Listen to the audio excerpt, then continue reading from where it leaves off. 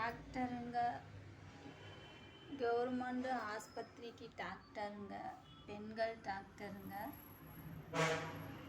அவங்களெல்லாம் கையெடுத்து கும்பிடணும். டாக்டருங்களவே கையெடுத்து கும்பிட வேண்டிய ஒரு மனசு அவ்வளோ இதுவாக இருக்குது.